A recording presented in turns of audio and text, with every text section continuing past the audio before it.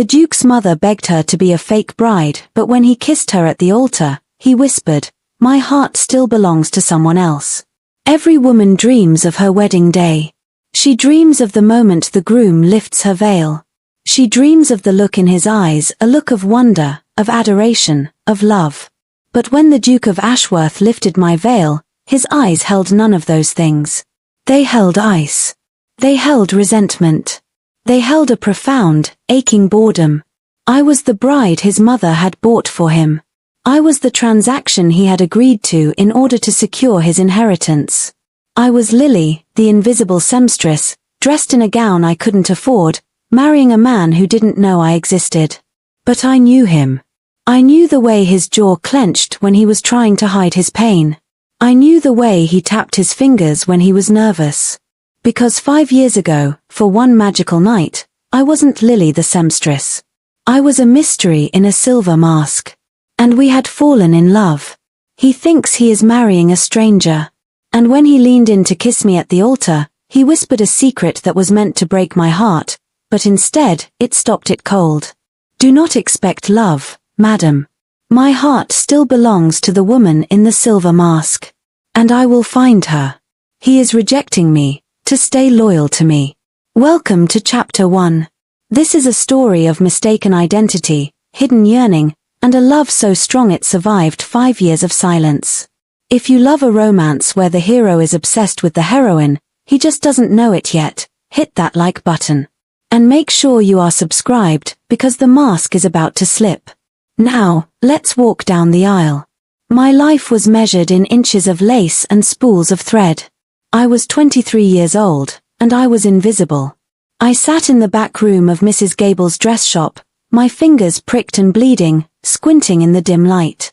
My father, the late vicar, had left me nothing but a library of books and a mountain of gambling debts. To pay them, I sewed until my eyes burned. Lily. Mrs. Gable shouted from the front. A customer. Hide those rough hands and come out here. I sighed, smoothing my plain grey dress, and walked into the showroom. I expected a merchant's wife needing a hem fixed. Instead, I found the Dowager Duchess of Ashworth. She stood in the center of the shop like a monument to power. She wore black silk, diamonds at her throat, and held a cane topped with silver. She was terrifying. She looked at me. Her sharp eyes scanned my face, my figure, my worn shoes. You, she said. You are the vicar's girl. Lily, isn't it? I dropped a curtsy, my heart pounding. Yes, Your Grace. You have a pleasant face, she said critically. Quiet. Unassuming. You will do. Do for what, Your Grace? The Dowager didn't mince words. She walked closer, her scent of expensive rosewater filling the dusty shop. My son, she stated, is an idiot. I blinked. The Duke, Your Grace? He turns 30 in 1 month. If he is not married by his birthday, the entailment on the Ashworth estate triggers a clause that passes the title to his cousin. A detestable man with no chin. She tapped her cane on the floor. Julian refuses to marry. He has rejected every debutante in London. He claims he is waiting. She said the word with disdain. Waiting for whom? I asked, though a cold shiver went down my spine. I knew. God help me, I knew. A ghost, the Dowager scoffed. Some woman he met at the masquerade ball 5 years ago. He doesn't know her name. He doesn't know her face. All he remembers is a silver mask and a conversation about poetry. He has spent 5 years hunting her. He calls her his soul's match. My knees felt weak. I grabbed the counter for support. 5 years ago. I had been 18. I was working as a maid in the Duke's household then. I had borrowed, stolen, really a gown and a mask from the mistress's wardrobe. I had snuck into the ball just to see the lights. I didn't mean to talk to him. I didn't mean to dance with him. But we had talked for hours. In the garden, under the stars, we spoke of art, of dreams, of loneliness. He didn't see a servant. He saw me. And then, at midnight, I ran. Because if he knew I was a maid, the magic would die. He needs a wife, the the dowager continued, snapping me back to the present. A placeholder. Someone to sign the registry, produce an heir if we are lucky, and look presentable at dinner. He doesn't need to love you. He just needs to marry you. She placed a heavy bag of gold on the counter. I know about your father's debts, Lily. I know you are about to lose your cottage. Marry my son for 1 year. I will clear the debts. I will give you the deed to your house. And after the year, you can retire to the country with a generous allowance. She looked me in the eye. Will you be the Duchess of Ashworth? I looked at the gold. It was freedom. It was safety. But then I thought of Julian. If I married him as Lily, the plain, invisible seamstress, I would be killing the memory of the woman in the silver mask. I would be forcing him to give up on his dream. He will hate me, I whispered. He is indifferent to everyone, the dowager shrugged. Hate would be an improvement. Do we have a deal? I closed my eyes. I thought of the debt collectors banging on my door. I thought of Julian, alone in that big house, chasing a ghost. Maybe if I was close to him, I could make him love the real me. Not the mask, but me. Yes, I said. I accept. The wedding day was grey and bleak. There were no flowers. No guests, other than the dowager and 2 witnesses. We were married in the private chapel of Ashworth Manor. I wore a dress of cream silk that the dowager had provided. It was beautiful, but it felt like a costume. I stood at the altar, shivering in the draughty stone church. And then, the doors opened. Julian walked in. My breath caught in my throat. He was even more handsome than I remembered. He was tall, his shoulders broad in his black velvet coat. His hair was dark, windswept. But his face was made of stone. He didn't look like a groom. He looked like a man walking to the gallows. He walked up the aisle. He didn't look at me. Not once. He stared straight ahead at the crucifix, his jaw clenched so tight a muscle feathered in his cheek. He stepped up beside me. He smelled of rain and cedar wood and old books, the scent I had carried in my memory for 5 years. Your Grace, the priest began. The ceremony was a blur. I spoke my vows in a whisper. I, Lily, take thee, Julian. He spoke his vows like he was reading a contract. Monotone. Flat. I, Julian, take thee, Lily. He didn't even know my last name. Then came the moment. You may kiss the bride. Julian turned to me then. For the first time, he looked down. His eyes were the color of a stormy sea, grey, turbulent, and utterly cold. He lifted my veil. His fingers brushed my cheek. They were freezing. He didn't recognize me. Why would he? At the ball, I had worn a wig. I had worn paint. I had carried myself like a queen. Now, I was just the vicar's mousy daughter. He leaned in. I closed my eyes, my heart hammering against my ribs. Please, I prayed. Please feel it. Please feel the spark we had in the garden. His lips touched mine. It wasn't a kiss. It was a seal. A closure. It was dry, brief, and completely devoid of emotion.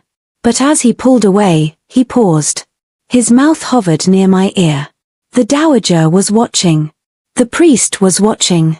They thought it was a moment of intimacy. But Julian whispered words that slashed through me like a blade. Do not expect love, madam, he breathed, his voice rough with suppressed emotion. This is a business arrangement. Nothing more. I froze. He wasn't done. My heart, he whispered, a tremor finally entering his voice, still belongs to the woman in the silver mask. She is out there.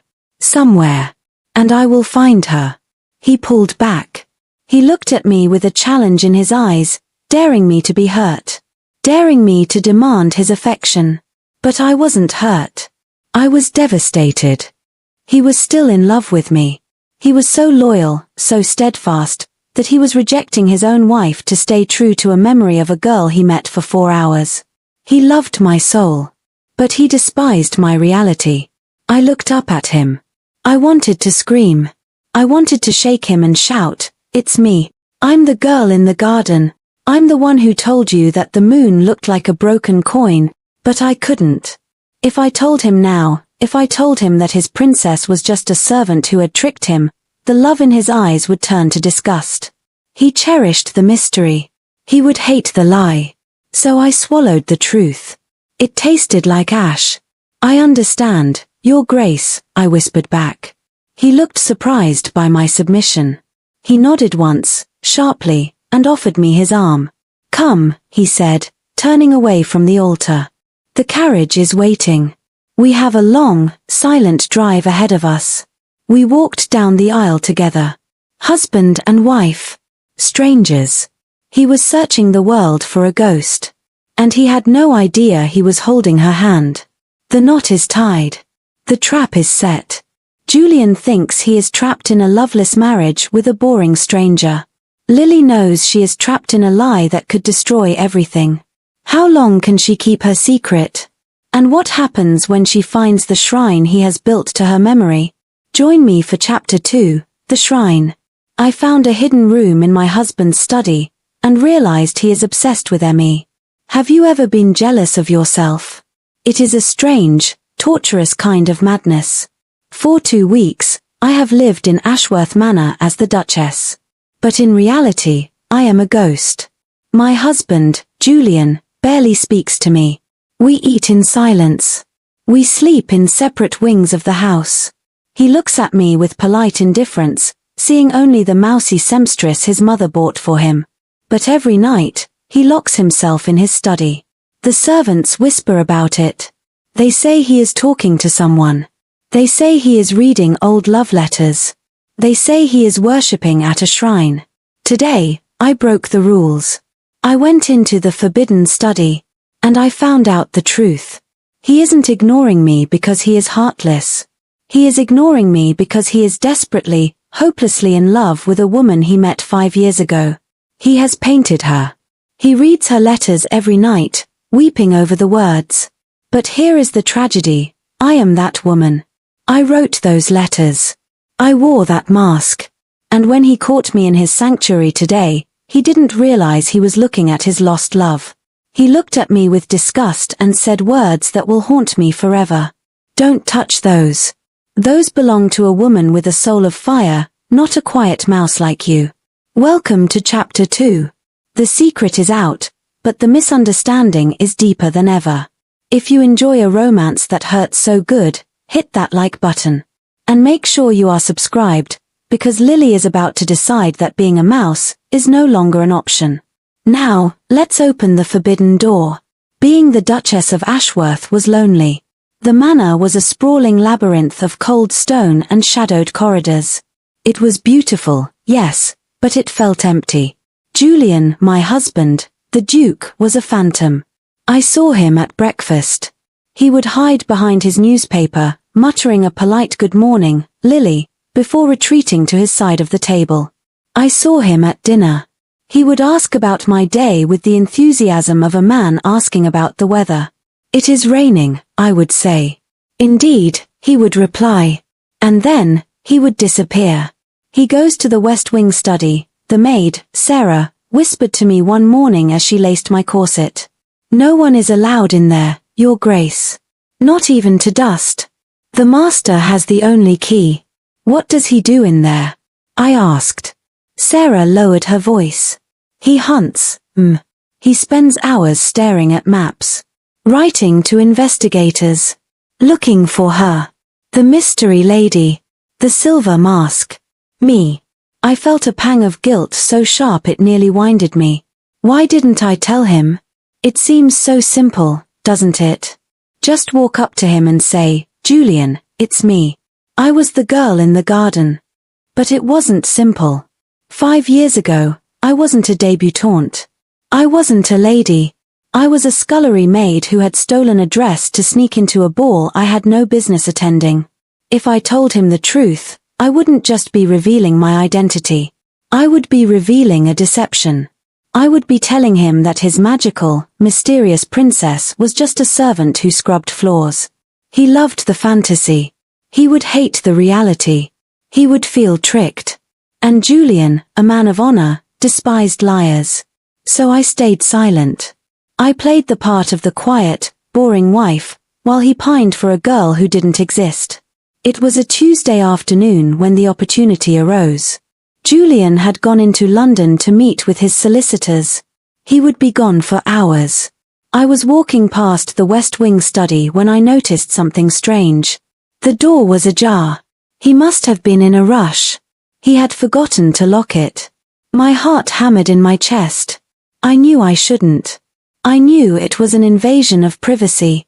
But I had to know. I had to know how much he remembered. I pushed the door open. The room was dark, the curtains drawn tight against the afternoon gloom. It was cluttered, filled with books, maps, and globes. But my eyes were drawn instantly to the far wall. It was a shrine. There was an easel set up near the window. On it was a painting. I walked closer, my breath catching in my throat. It was a portrait. It was unfinished, the edges blurred, but the subject was unmistakable. It was a woman in a silver ball gown. Her hair was piled high, adorned with pearls. And over her eyes, she wore a delicate, filigree silver mask. He had painted me. He had painted me from memory, 5 years later. He got the curve of my neck right. He got the way I held my hands right. But the eyes in the painting were blazing with life, with mischief, with a fire that I had long since extinguished in my daily life. "Oh, Julian," I whispered, reaching out a trembling hand to hover over the canvas. Below the painting, on a small desk, sat a wooden box. It was open. Inside was a stack of letters. They were tied with a faded blue ribbon. The paper was yellowing, the edges worn soft, as if they had been handled 1,000 times. I knew those letters. I had written them. 5 years ago, after the ball, I had been desperate to speak to him again. I couldn't visit him, I was a servant. So I had written to him anonymously. I had poured my soul onto cheap parchment, talking about poetry, about the stars, about the ache of loneliness. I had slipped them under the estate gates at midnight. I thought he had thrown them away. I picked up the top letter. My hands shook so hard the paper rattled. I read the words I had written at 18. "We are all just lonely stars, searching for a constellation to belong to. You told me you felt invisible in a crowded room. I feel the same. Perhaps that is why we saw each other." There were tear stains on the paper. Fresh ones. He had been crying over this letter. Recently. Maybe last night. He was in love with my mind. He was in love with my soul. He cherished every word I had ever written to him. And yet, every morning, he looked at me, the living, breathing author of these words, and saw nothing. The tragedy of it choked me. I pressed the letter to my chest, a sob escaping my lips. "I'm here," I whispered to the empty room. "I'm right here, Julian. What are you doing?" The voice was a roar. I spun around, dropping the letter. Julian stood in the doorway. He had returned early. He looked terrifying. His face was pale with rage, his chest heaving. He looked from me to the open box, and his expression turned murderous.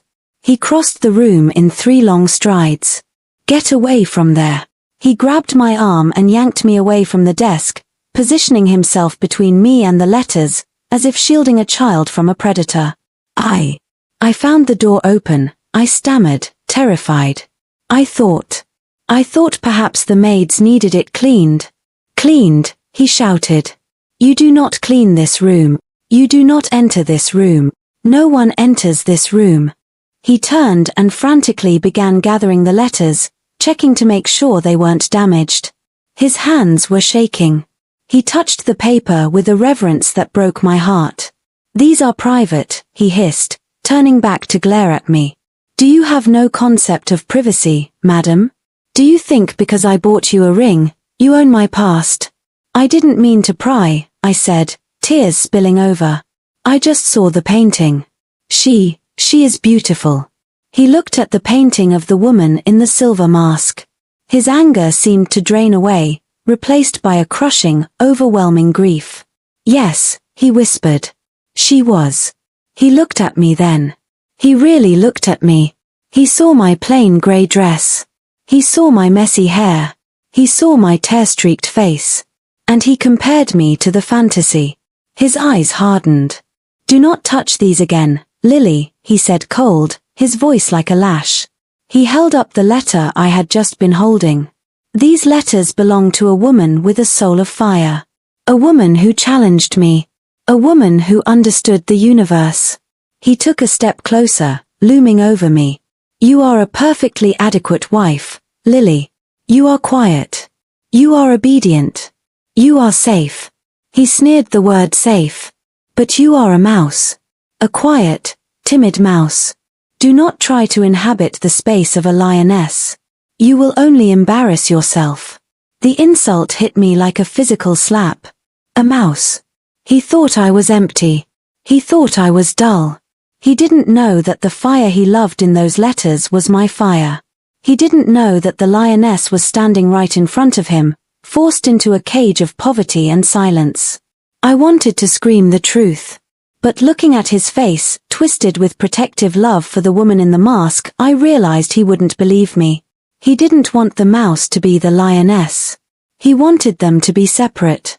So I swallowed my pride. I swallowed the truth. "I apologize, Your Grace," I whispered, dropping my gaze. "I will not disturb your ghosts again." I turned and walked to the door. "Lily," he called out. I paused, hand on the frame, hoping for an apology. "Close the door behind you," he said. "And lock it." I stepped into the hallway and shut the door. Sound effect, the click of the lock. A stifled sob. I leaned against the wall, sliding down until I hit the floor. He loved me. He loved the real me, the writer, the dreamer, the girl in the mask. But he hated the wife he had married. I wiped my tears. He thought I was a mouse. Fine. I stood up. A cold resolve settled in my chest. I had 1 year. 1 year to prove him wrong. I wasn't going to tell him who I was. I was going to show him. I was going to make him fall in love with Lily. I was going to show him that the mouse had claws. And when he finally realized the truth, he was going to regret every single word he said in that study. The game was on. The gauntlet has been thrown. Julian thinks his wife is boring.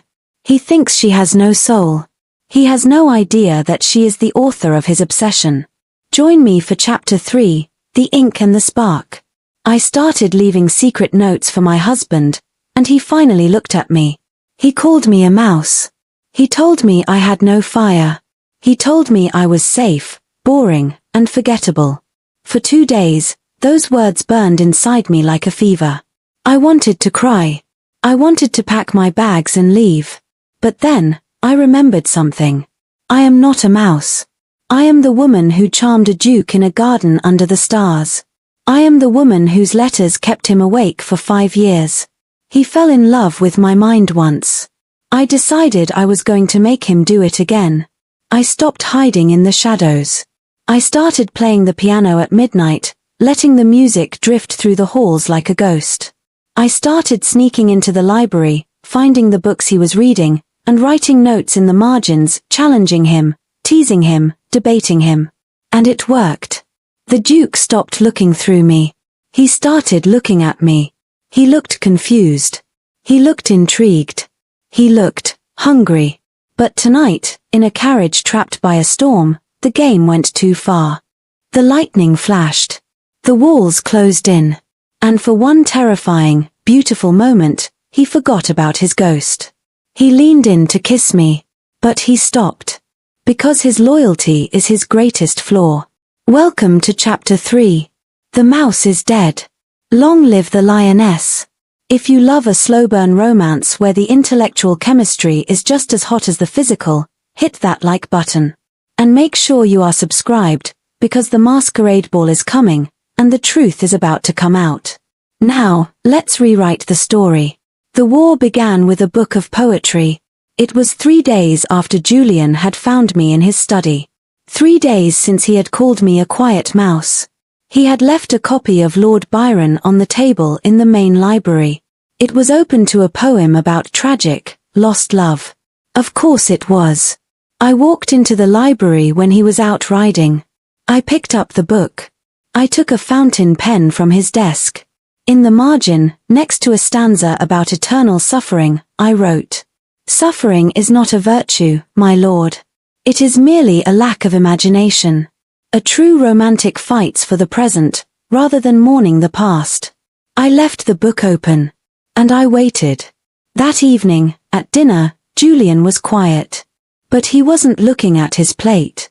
He was looking at me. He was squinting slightly, as if trying to solve a puzzle. "Did you go into the library today, Lily?" he asked, his voice guarded. I took a sip of wine, keeping my expression perfectly calm. "I did, Your Grace.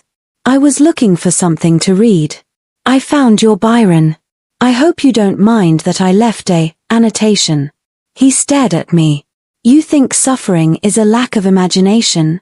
I think dwelling on ghosts prevents one from seeing the living," I said softly. He dropped his fork. It clattered against the china. It was the exact same sentiment I had written in one of my letters 3 years ago. I saw the recognition flash in his eyes, not that I was the writer, but that I sounded eerily like her. He didn't speak for the rest of the meal. But he didn't leave the table early, either. 2 nights later, I escalated the war. At the masquerade ball 5 years ago, I had told Julian that I played the piano. He had told me that music was the language of the soul. So, at midnight, when the house was silent, I went to the music room. I sat at the grand piano. I hadn't played in years, not since my father died, but my fingers remembered. I played Debussy. I played with all the ache and longing that I couldn't say out loud. The music swelled, filling the empty corridors of Ashworth Manor. I heard footsteps in the hall. They stopped just outside the door. I knew it was him. I played the final chord. I let the silence hang in the air. I didn't turn around. I just stood up and walked to the door. Julian was standing in the hallway, wearing his dressing gown. He looked pale, shaken. "I didn't know you played," he whispered. "There are many things you don't know about me, Julian," I said simply. "You never asked." I walked past him to my room. I felt his eyes burning into my back until I turned the corner. The tension broke a week later. We were returning from a dull dinner party at Lady Danbury's estate. The weather had turned violent. A summer storm was lashing down, turning the roads to mud. The carriage lurched and swayed. Inside, the air was thick and hot. Julian sat opposite me. He was watching me. He had been watching me all night. At the party, I had debated politics with a member of parliament. I had made the table laugh. I had seen Julian staring at me with a mixture of shock and pride. The mouse had roared, and he didn't know what to do with her. "You were spirited tonight," Julian said, his voice low, cutting through the sound of the rain. "I was bored," I replied, smoothing my gloves. "And Lord Heston is a fool." Someone had to tell him. Julian let out a short, surprised laugh. "You sounded like..." He stopped. He looked away. "Like who?" I pressed. "Like her." His head snapped back to me. "Do not start, Lily." "Why not?" I challenged. "You compare me to her every day. I see it in your eyes. You look at me and you see a disappointment because I am not a memory." "You are not a disappointment," he said sharply. "You are confusing." "Why?" "Because I have a brain. Because I have a soul. Because you are changing," he shouted, frustration boiling over. "When I married you, you were quiet. You were simple. Now you leave notes in my books that challenge my beliefs. You play music that breaks my heart. You speak with a wit that..." He stopped. The carriage hit a deep rut. I was thrown forward. Julian caught me. His hands gripped my arms, steadying me. I landed against his chest, my face inches from his. The carriage stopped moving. We were stuck in the mud. Outside, the storm raged. Inside, the silence was deafening. He didn't let go. I looked up at him. His grey eyes were dark, dilated. He wasn't looking at a mouse. He was looking at a woman. "You feel it, don't you? I whispered. Feel what? He rasped. The spark. The connection. The thing you have been chasing for 5 years. I leaned in closer. It isn't in the past, Julian. It is here. He looked at my lips. His breath hitched. You remind me of her, he muttered, almost to himself. It's maddening. You sound like her. You even smell like her. Maybe, I whispered, daring everything, I am better than her. She left you, Julian. I stayed. Something in him snapped. He groaned, a low, guttural sound, and leaned in. His hand came up to cup my cheek. His thumb brushed my lower lip. The heat radiating from him was intoxicating. I closed my eyes, tilting my head back. Yes. Kiss me. Recognize me. His lips brushed mine. Soft. Tentative. Then hard. Desperate. For 1 second, he kissed me like he wanted to devour me. And then, he froze. He tore himself away, pushing me back onto the seat. He slammed his body against the opposite wall of the carriage, breathing hard, his face twisted in horror. I cannot, he choked out. I opened my eyes, my lips throbbing, my heart sinking. Julian. I cannot do this, he said, turning his face to the window, refusing to look at me. I promised my heart to her. To the lady in the mask. She is a ghost. I cried. I am your wife. It doesn't matter, he shouted. I gave her my word. Even if I never find her, I cannot betray her memory. Not even with you. He looked at me then. And I saw the tragedy of it. He wanted me. He liked me. He was falling for me. But his honor was stronger than his desire.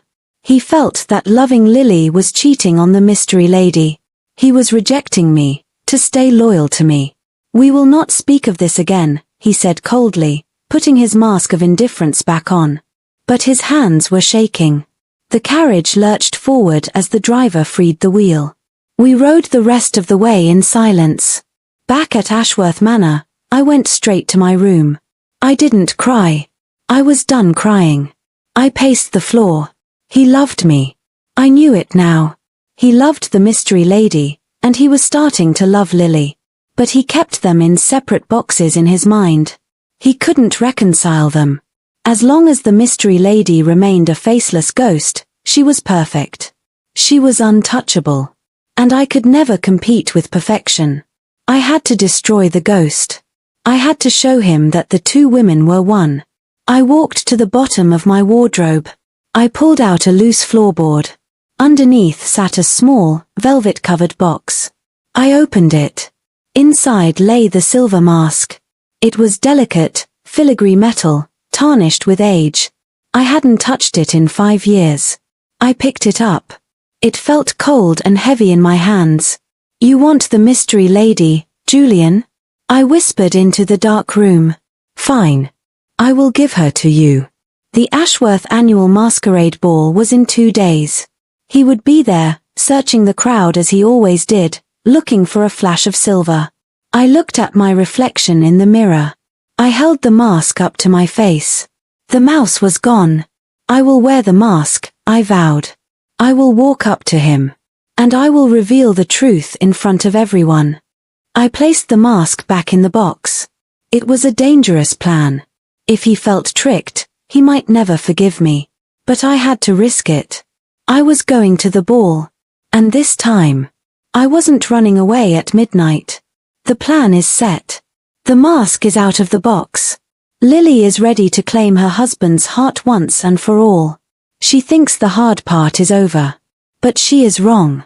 Because someone else knows about the legend of the silver mask. Someone else wants the Duke. And she is about to steal Lily's identity before Lily can even step into the ballroom. Join me for Chapter 4, The Imposter. A rival appears. A lie is told. And Julian makes a choice that will shatter Lily's heart into 1,000,000 pieces. The betrayal is coming. I wore the mask to reveal the truth, but another woman stole my identity first. They say that imitation is the sincerest form of flattery. But in my case, it was theft. I had prepared for this night for 5 years.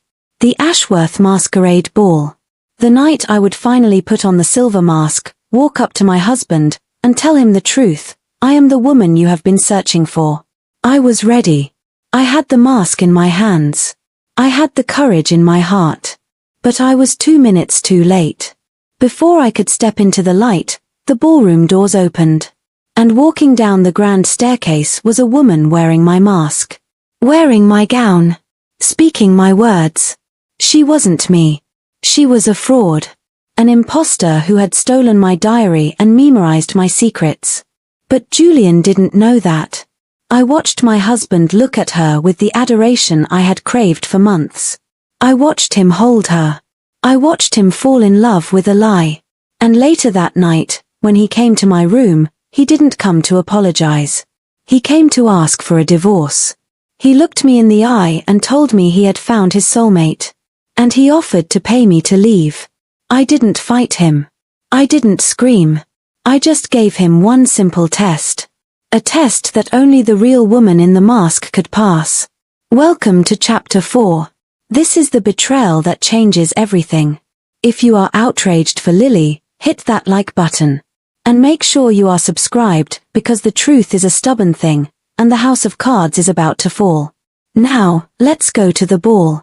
The night of the masquerade ball arrived with a nervous energy that vibrated through the floorboards of Ashworth Manor. I was in my dressing room, staring at the vanity. My hands were shaking as I pinned my hair up. I had chosen a gown of shimmering silver silk, a near-perfect replica of the one I had stolen from the mistress 5 years ago. I reached for the velvet box where I kept the mask. Tonight, I told my reflection. Tonight, the mouse dies. Tonight, he sees you. I reached for my diary, the small leather book where I had written down every detail of that night 5 years ago, every conversation, every feeling. I wanted to read it one last time to bolster my courage. I felt under the mattress. It was empty. I frowned. I checked the nightstand. I checked the drawers. Gone. A cold prickle of unease ran down my spine. I never moved that diary. It contained my soul. It contained the proof of who I was. Maybe I left it in the library, I thought, trying to calm myself. I was reading there yesterday. Yes. That must be it. I couldn't worry about it now. The music was starting downstairs. I took the silver mask out of the box. I tied the ribbons behind my head. I looked in the mirror. The grey, invisible Lily was gone. Staring back at me was the mystery lady, the lioness. I took a deep breath and walked out the door. I stood at the top of the servants' stairs, hidden by a heavy tapestry. I wanted to time my entrance perfectly. I looked down at the ballroom. It was a sea of color and feathers. And there, in the center, standing alone like a dark island in a colorful sea, was Julian. He looked devastating in formal black evening wear and a black domino mask. But his posture was rigid. He was scanning the crowd, his eyes darting frantically, looking for silver. Searching for a ghost. I am coming, Julian, I thought, my heart swelling with love. Just turn around. I stepped out from behind the tapestry. I prepared to descend the grand staircase. Announcing the arrival of the Contessa Elena di Rossi, the crowd hushed. All eyes turned to the main double doors. The doors swung open. And my heart stopped beating. Walking into the ballroom was a vision in silver. She was tall, statuesque, and moved with a predatory grace. She wore a gown of silver silk. And on her face, she wore a silver mask. It wasn't identical to mine, it was flashier, adorned with diamonds, but the effect was undeniable. She paused at the top of the stairs. She looked directly at Julian. Julian froze. I saw his glass slip from his fingers and shatter on the floor. He didn't move. He couldn't. The Contessa walked down the stairs. The crowd parted for her. She walked straight up to Julian. I was paralyzed. I stood in the shadows, unable to breathe, unable to scream. She stopped inches from him. She reached out a gloved hand and touched his lapel, a gesture so intimate it made me wince. I couldn't hear what she said at first. I crept closer, hiding behind a marble pillar. You have been looking for me, my lord, the Contessa purred. Her voice was rich, husky, nothing like mine. Julian stared at her, mesmerized. It cannot be. You don't believe me? The Contessa smiled beneath her mask. She leaned in. Do you remember the garden? Do you remember what I told you about the moon? Julian nodded, entranced. I told you, she whispered, loud enough for me to hear, that the moon looked like a broken coin, spent by a careless god. I clamped my hand over my mouth to stop the scream. That was my line. That was exactly what I had written in my diary. She had stolen it. She had stolen my diary, read my most private memories, and was now feeding them back to him to seduce him. It is you, Julian breathed. The look on his face, it shattered me. It was the look I had prayed for. The look of wonder. Of absolute, unconditional love. But it wasn't directed at me. I have waited 5 years, Julian choked out. He took her hand. I knew you would come. He swept her onto the dance floor. The orchestra swelled. They began to dance. I stood there, in the shadows, wearing my silver dress and my silver mask. I was the original. She was the cheap copy. But he couldn't see the difference. He didn't want to see the difference. He wanted the fantasy, and she was serving it to him on a silver platter. He looks happy. I jumped. The Dowager Duchess was standing beside me. She wasn't wearing a mask. She looked old and tired. He thinks he has found her, I whispered, tears sliding down under my mask. But she is a liar. She stole my diary. The Dowager looked at the dancing couple, then at me. There was a flicker of pity in her eyes, but it was quickly replaced by steel. Does it matter? She asked coldly. Matter? Of course it matters. She is a fraud. She is a Contessa, the Dowager corrected. She is wealthy. She is titled. And she has made him smile for the first time in 5 years. She turned to me. You were a business arrangement, Lily. You were a placeholder. If he has found happiness, even with a liar, who are you to destroy it? I am his wife, I said, my voice shaking. On paper, the Dowager said. The contract stands. You will remain his wife until he decides otherwise. Now, go to your room. You look ridiculous standing here in the dark. She walked away. I looked back at the dance floor. Julian was laughing. He was twirling the Contessa. He looked alive. I turned and ran. I ran up the back stairs, tearing the mask from my face. I ran to my room and locked the door. I ripped the silver dress off my body and threw it into the corner. I put on my plain grey nightgown, the uniform of the mouse, and I waited for the axe to fall. It was late when he came. There was a knock on the door. Not a polite knock. An excited, frantic knock. Lily, are you awake? I sat on the edge of the bed. Come in, Julian. He burst into the room. He was still wearing his evening clothes, but his tie was undone. His face was flushed. His eyes were shining with a manic light. He looked like a man who had just won a war. Lily, he said, pacing the room. I have news. Incredible news. The Contessa, I said dully. The woman in the mask. Yes. He stopped and looked at me, beaming. You saw her. It's her, Lily. It's really her. Elena. She explained everything. She was away in Italy, her family forbade her from writing, but she came back for me. She told you about the moon, I said. She knew everything. Julian exclaimed. She knew about the garden. She knew about the conversation by the fountain. No one else could know that. Except the woman who wrote it down, I thought bitterly. He walked over to me. He took my hands. His grip was warm, but it felt like a betrayal. Lily, he said, his voice dropping to a serious tone. I need to ask you something. And I know it is difficult. You want an annulment, I said. He blinked, surprised by my bluntness. Yes. I found her, Lily. I promised my heart to her. I cannot be married to you when my soul belongs to Elena. He let go of my hands and reached into his pocket. He pulled out a checkbook. "I will be generous," he said quickly. "I will pay you double what my mother promised. You will have the cottage. You will have a pension for life. You will never have to work again." I looked at the checkbook. He was buying me off. He was paying the mouse to scurry away so the lion could be with his lioness. He didn't see the irony. He didn't see that he was trading the truth for a lie.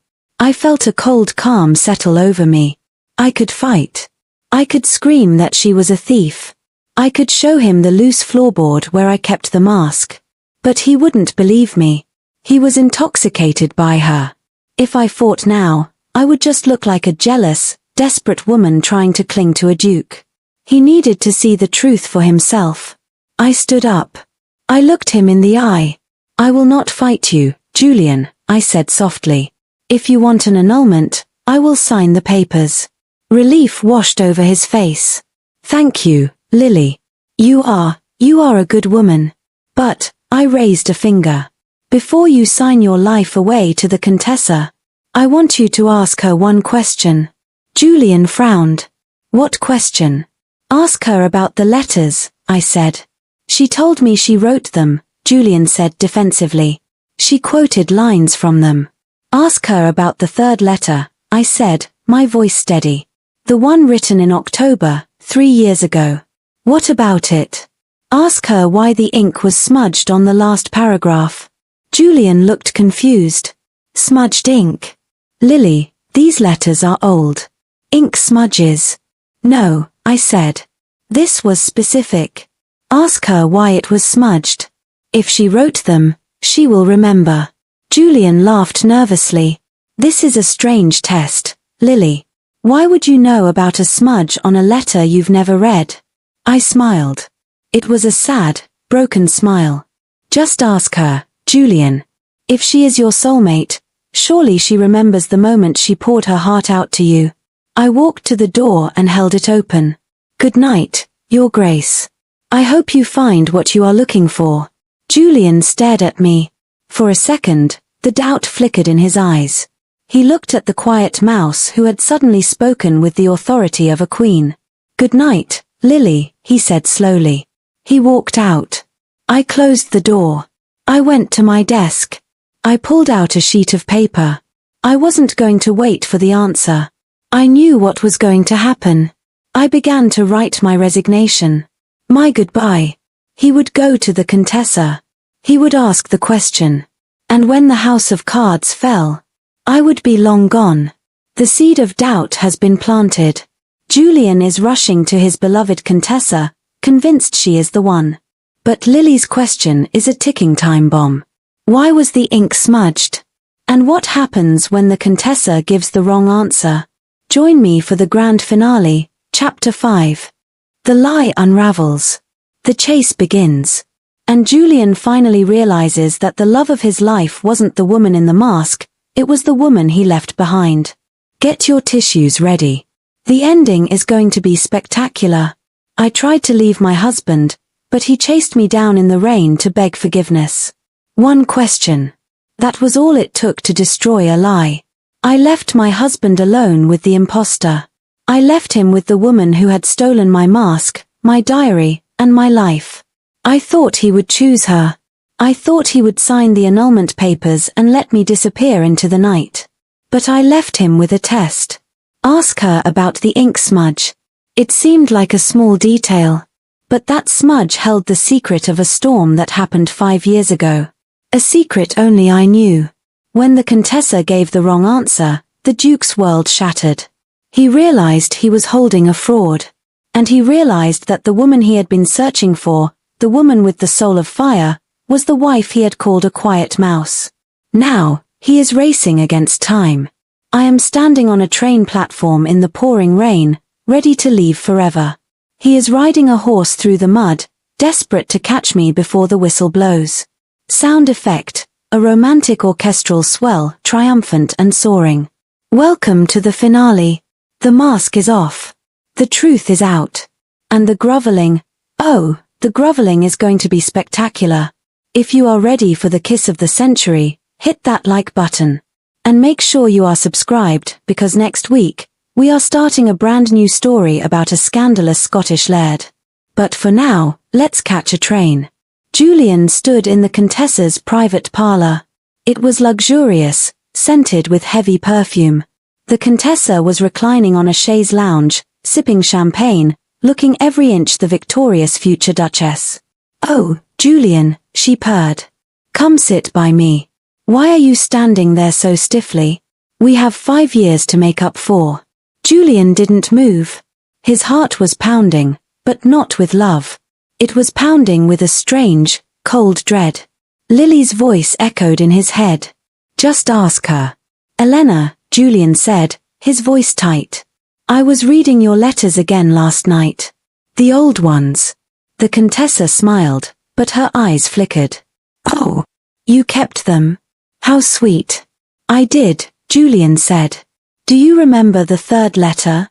The one you sent in October?" "Of course," she lied smoothly. "I poured my heart into every word."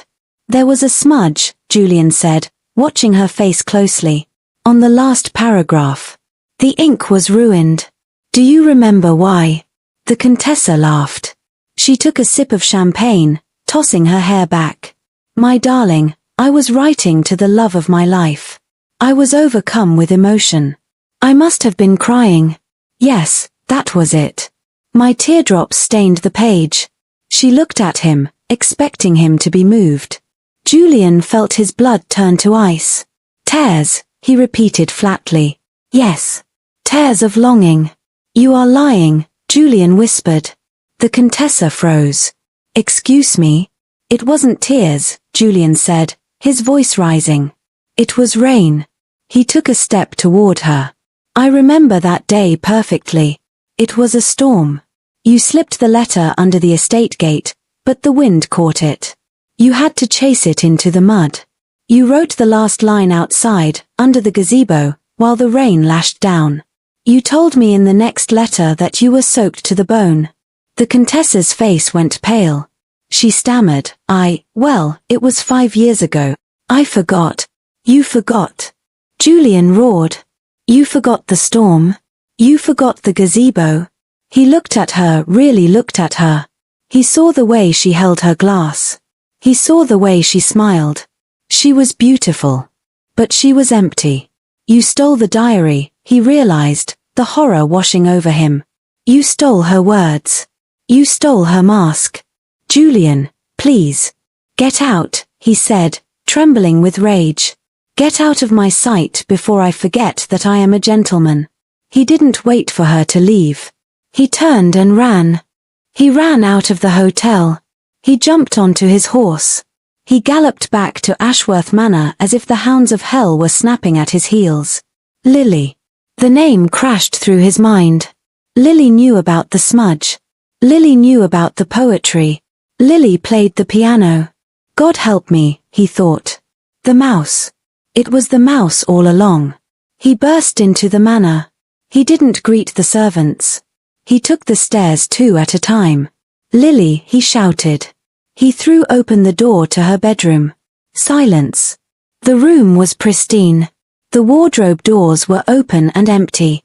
The little trinkets she had placed on the vanity were gone. She was gone. He ran to the bed. Sitting on the center of the pillow were 3 things. First, the annulment papers. Signed in her neat, elegant hand. Second, the silver mask. The real one. Tarnished and bent, the one he remembered. And third, a note. He picked it up. His hands shook so hard he could barely read. "My heart belongs to you," it read. "Past, present, and future. But I will not stay where I am not seen. Goodbye, Julian." He stared at the handwriting. He reached into his pocket and pulled out the old, yellowed love letter he carried everywhere. He held them side by side. The loops of the Y. The cross of the T. They were identical. The scream that tore out of his throat was a sound of pure agony. No. He sank to his knees, clutching the note. He had called her a mouse. He had told her she had no fire. He had told her not to touch the letters that she wrote. "I am an idiot," he sobbed. I am a blind, arrogant fool. He looked at the window. It was pouring rain. She had signed the papers. She was leaving. The train, he gasped. She said she would go to the country. He scrambled up. He grabbed the mask. He grabbed the note. He ran back to his horse. The train station was a blur of steam and shadows. I stood on the platform, clutching my small valise. The rain was soaking through my grey cloak, but I didn't care. I felt numb. All aboard for the Northern Line, the conductor shouted. I stepped toward the train car. This was it. The end of the Duchess of Ashworth. I would go back to being a seamstress. I would forget him. Lily. The shout pierced the noise of the storm. I froze. My foot hovered over the step. I turned around. A horse was galloping onto the platform, actually onto the platform, scattering terrified passengers. The rider jumped off before the beast had even stopped moving. It was Julian. He looked wild. He was drenched, his hair plastered to his forehead, his fine coat covered in mud. He was gasping for air. He saw me. Don't, he shouted, running toward me. Don't get on that train. I stood my ground. Go back to your Contessa, Julian. There is no Contessa, he yelled, stopping a few feet away from me. She is a fraud. She didn't know about the rain. I told you she wouldn't, I said quietly. I know. He held up the crumpled note and the mask. I know, Lily. I saw the handwriting. I saw the mask. He dropped the items into the mud. He didn't care about them anymore. He only cared about me. He dropped to his knees. Right there, on the dirty, wet platform, in front of 50 strangers. The Duke of Ashworth knelt in the slush. Julian, get up, I hissed. You are making a scene. I don't care, he shouted, looking up at me with eyes full of tears and rain. Let them look. Let them see what a fool I have been. He reached out and grabbed the hem of my cloak. I fell in love with a memory, he choked out. I spent 5 years worshipping a ghost. And I was so blind, so incredibly blind, that I didn't see the reality standing right in front of me. You called me a mouse, I reminded him, my voice trembling. I lied, he said fiercely. You are not a mouse. You are the fire. You are the ink. You are the music that haunts my halls. You are my heart, Lily. He squeezed my cloak. Please. Do not leave me. I cannot survive being the Duke without you. I cannot survive living without you. I looked down at him. I saw the arrogance gone. I saw the pride stripped away. I saw the man I had met in the garden 5 years ago, vulnerable, lonely, and desperately in love. I dropped my valise. Stand up, Julian, I whispered. He stood, looking at me with terrified hope. You really are an idiot, I said, smiling through my tears. I know, he breathed. But, I stepped closer, you are my idiot. He let out a sound that was half laugh, half sob. He pulled me into his arms. He didn't kiss me politely. He didn't kiss me like a stranger at an altar. He kissed me with 5 years of hunger. It was a fire-consuming, soul-deep kiss that made the world dissolve. The rain, the train, the crowd, it all vanished. There was only us. The ink and the spark. Finally united. 1 month later, we returned to the chapel at Ashworth Manor. There were no guests. Just us. I wasn't wearing the cream dress. I was wearing silver. Julian stood at the altar. But this time, he wasn't looking at the crucifix. He was looking at me. His eyes were clear, bright, and full of adoration. We didn't need a priest. We just needed each other. Julian took my hands. Julian, he said, his voice steady and strong, take thee, Lily. Not as a placeholder. Not as a fake bride. But as my soulmate. He slid the ring back onto my finger. He leaned in close, his forehead resting against mine. No more ghosts, he whispered. No more masks. I smiled. No more ghosts. He kissed me gently. My heart belongs to you, he whispered, echoing the words he had said at our first wedding, but with a completely different meaning. Past, present, and future. And this time, I believed him. The mouse became the lioness. And the Duke finally found his Duchess. Thank you for listening to Lily and Julian's story. I hope it reminded you that true love sees past the mask. If you loved this series, please leave a silver heart emoji in the comments. And don't forget to subscribe. Next week, we are traveling to the Scottish Highlands for a story about a runaway bride and a warrior laird. Until then, keep writing your own love story.